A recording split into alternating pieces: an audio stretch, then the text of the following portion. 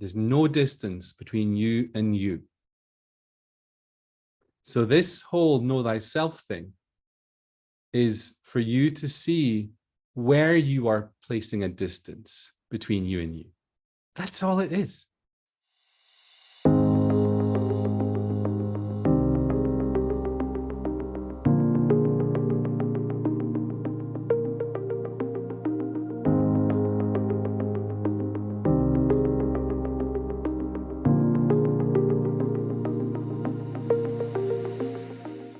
Hello and welcome to the Mind Detox podcast. I'm your host, Sandy Newbigging. For today's episode, I'm sharing an extract from a recent webinar I did as part of my new SoulCam course when I talked about the spiritual journey. I described the 4 common phases that most people go through, including why we usually get started and where we usually get stuck. If you're interested in spirituality, I think you're going to be able to relate to a lot of what I talk about today. And if you want to join me on my next SoulCam course, I've added new dates for later this year. Check out minddetoxacademy.com/SoulCam. SoulCam unifies trauma-aware therapy and non-toxic spirituality. So stay tuned as I also share some introductory tips for avoiding toxic spirituality and realizing the true purpose of spirituality.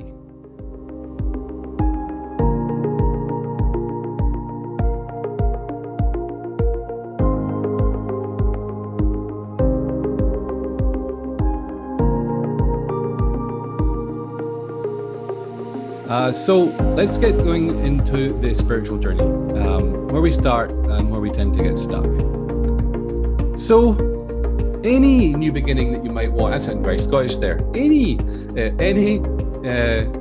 new beginning requires something to end.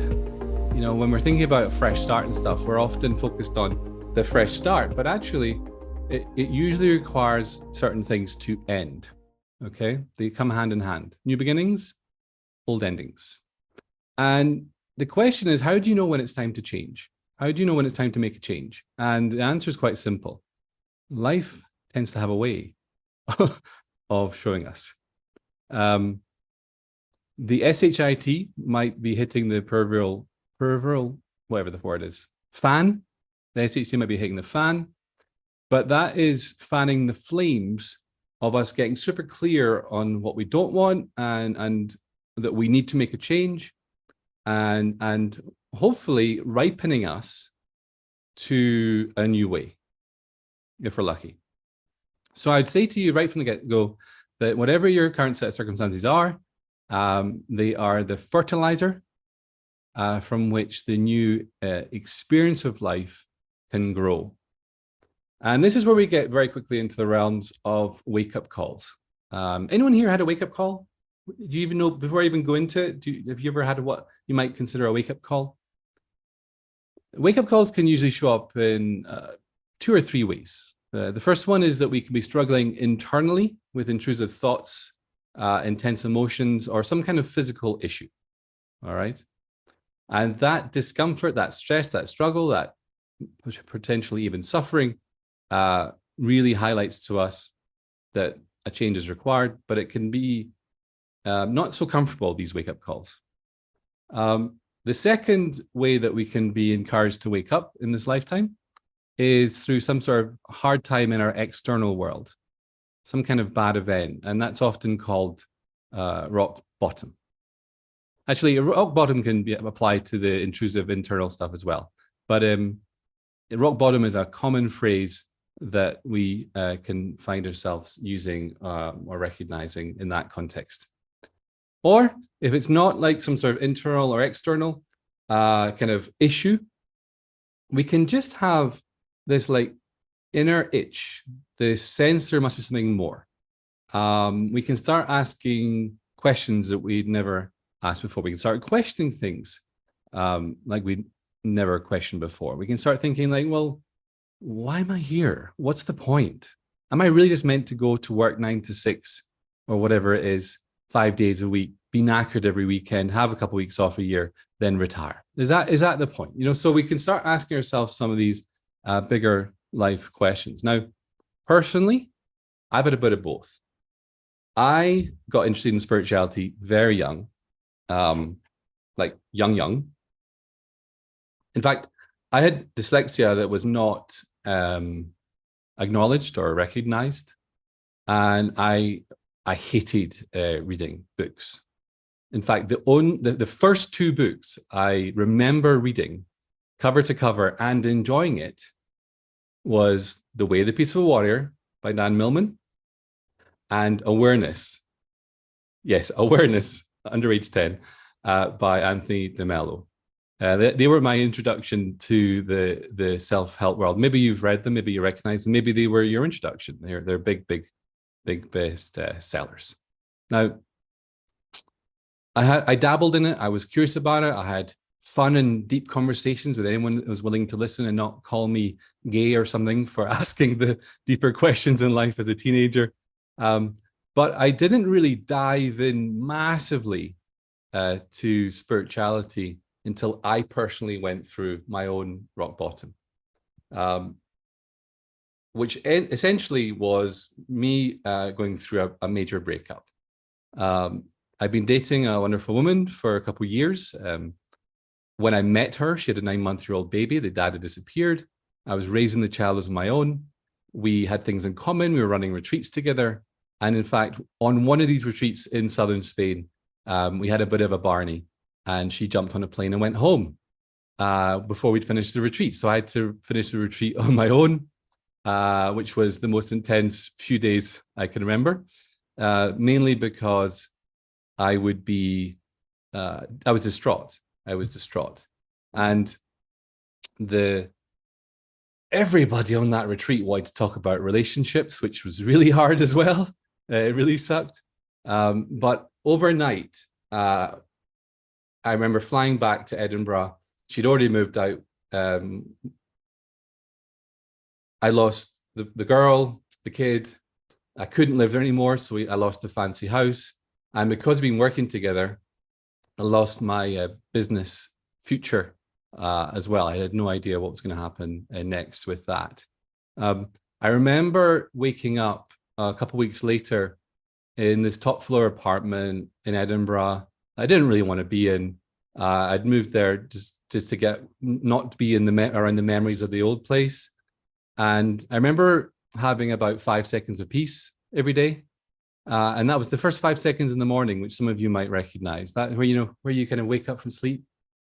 Oh shit. That you got like 5 seconds and then the mind kicks in and you remember, but it was in that point where I had a major turning point in my own personal rock bottom, because I remembered previously reading the Buddha having said, no mind, no problem. No mind, no problem. And it was so obvious to me that it was my mind that was in such turmoil, and I had no space from it. And I was stuck in the middle of this real fear, hurt, sadness, anxiety, guilt, shame for the part I played in it, blah, blah, blah, blah, blah. And so that was really when I got to the point where I had to have a different relationship with my head. It was my major push. And it appears that my story isn't a unique one, although the details might be slightly different here and there. Most people don't wake up when everything is completely comfortable, when everything's perfect, and when everything's going to their plan. It's just too comfortable. It's just too easy. And it's just too easy to keep going without diving into the deeper questions and having the motivation to actually do something about it. It appears that we need to be sick and tired of feeling sick and tired. It appears that we need to be completely done with struggle and suffering. Now, I could say the caveat to all of this is some people just have the big questions. They have a nice life.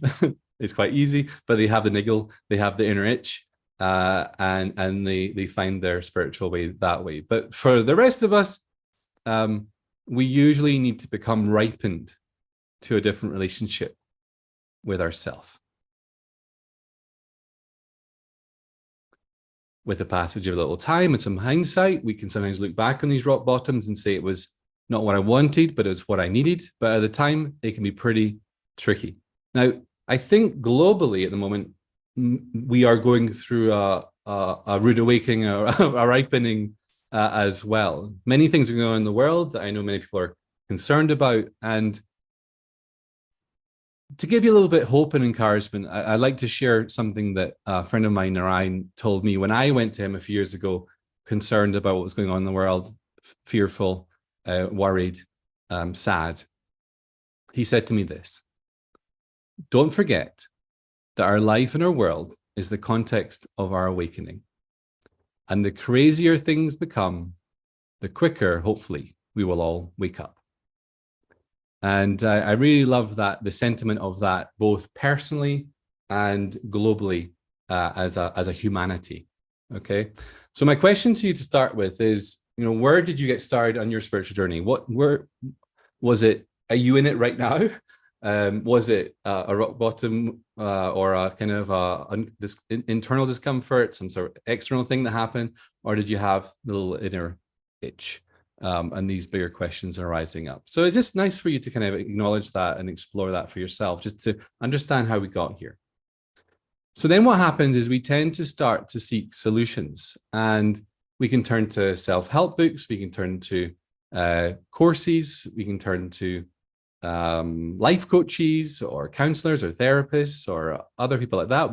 In these days, we can start following all these people on Instagram or TikTok or whatever you might hang out online. And we might even find ourselves going to a holistic center or a mind, body, spirit festival. You're walking on the road and you see a little sign and you go in, and the next thing you know, you're having your first Reiki session, or someone's waving feathers around you, or you buy a crystal or something.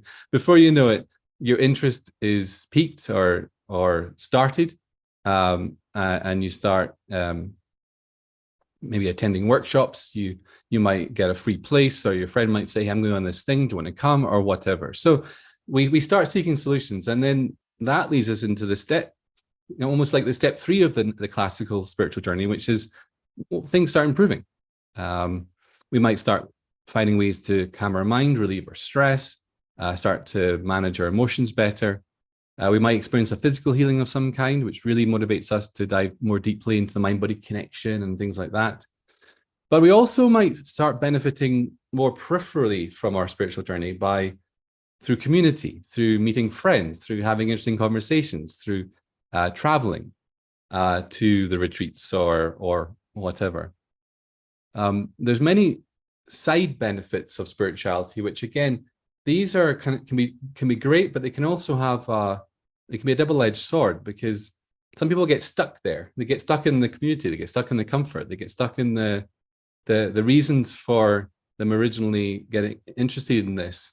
They can kind of stop at the human connection bit, or the mates bit, or the interesting conversations bit, or they maybe get into community like I did, and eventually their growth gets stunted, but they don't want to leave it but I'm going to lose my friends and all that sort of stuff. I lost at least 150 friends when I left the cult, never to be heard from again. And these people had lived and stayed in my house and stuff like that, and I'd stayed in theirs. So, there's these things that can start to get us stuck in our journey if we outgrow people, but we don't want to go or move on or whatever. Does that make sense?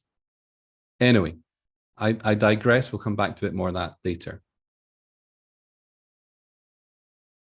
And eventually, after either a few weeks, months, but normally a year or so or more, we start gathering what I call the spiritual things to-do list. And the list just gets longer and longer and longer. And this is where we can start getting stuck and start getting into toxic spirituality. Now, in preparing for today, I shared a bit of this in a previous webinar, but I want to read it to you again. I listed this, it's a few of the things that are the most common things that we usually get on our spiritual things to do list, because I want to illustrate a point here, and I want to see if you can relate to this. So here's the list. I wonder if you can relate to any of it.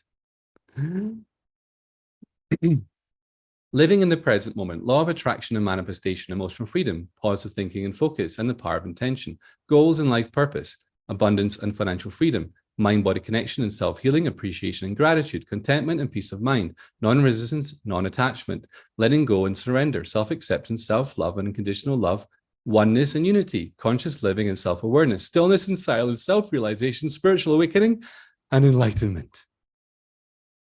Huh. That's quite a list. Can you relate to any of them? How do we fit it into our day? How do we how do we master all that? How do we not get accidentally caught up in a lot of doing when really the purpose of spirituality is to be?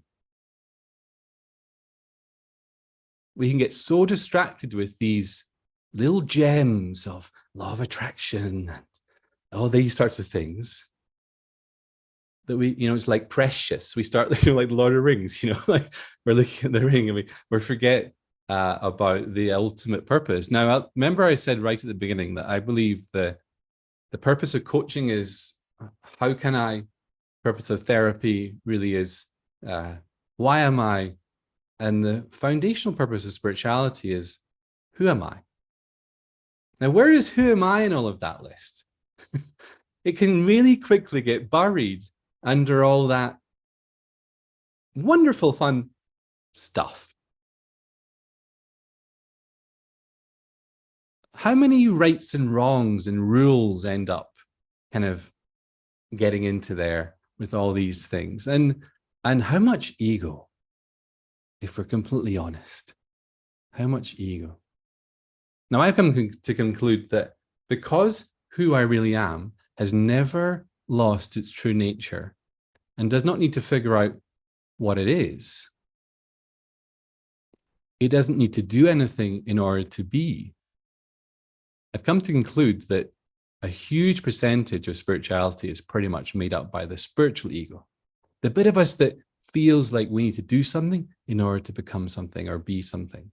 And that was quite a big shocking moment, and take this or leave it if you want. I'm not saying stop doing these things. I'm saying don't take your eye off the ball of the purpose of spirituality. See the difference? And be super careful with doing things that are actually feeding and fueling the continuation of the ego. The ego believes it has to get from here to here. The truth is, and I want you to hear this, there is no distance between you and you. There is absolutely no distance.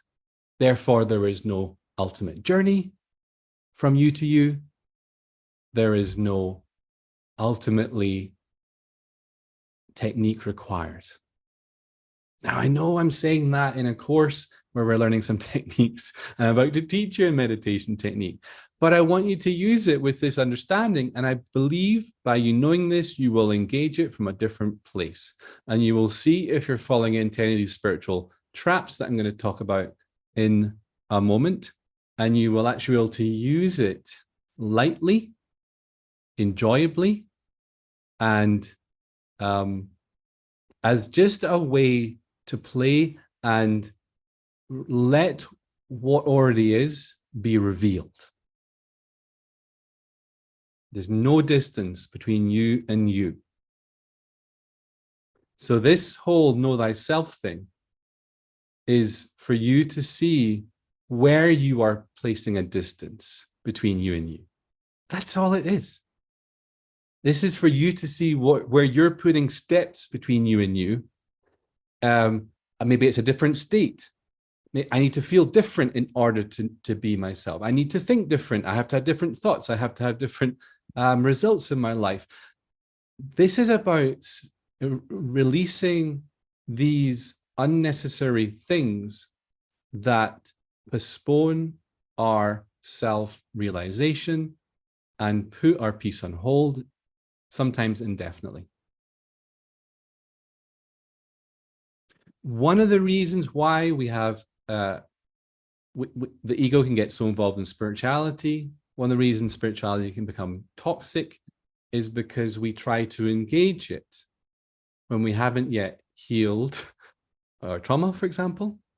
And we actually engage these spiritual techniques and insights in ways that can actually end up strengthening the ego. Okay? And keep the ego in play indefinitely. That's why, for example, when I talk about surrender these days, I invite you to not only use surrender to let go, and because if you do that for the rest of your life, you're not going to see the bit of your ego that doesn't want this thing that you're now trying to spiritually surrender and let go of. We need to be seeing the bit in the shadow that has decided, I don't want this, and therefore I'm going to be spiritual and let it go. Do you see the difference? So we can end up subtly doing something that's very beautiful, like surrender, but we can, the ego can be kept in play, and we can never ultimately know who we are, because we don't see the bits of ourselves that we're still believing ourselves to be. All right. Now, I said this during the group chit chat, but I want to emphasize it here because it's actually in context. I was planning to talk about it today, but it came out early. Is that one of the other reasons why toxic spirituality happens is because we're trying to apply a spiritual perspective to the bit of ourselves that's never going to wake up. We're trying to essentially enlighten the illusion. We're trying to enlighten the illusion. We don't need to do that. We just need to see the illusion for what it is. And that the enlightenment is spontaneously from that. Okay?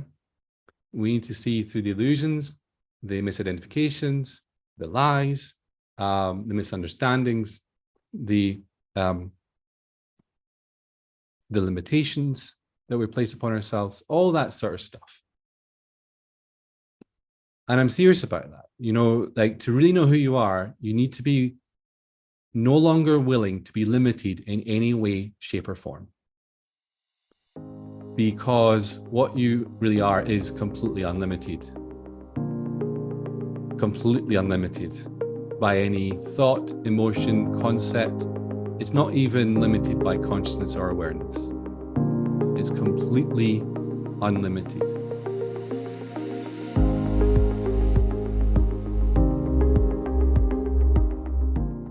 Thank you for joining me for today's episode. And don't forget, if you also want to join me on my next SoulCam course, head over now to my website for more information, minddetoxacademy.com/SoulCam.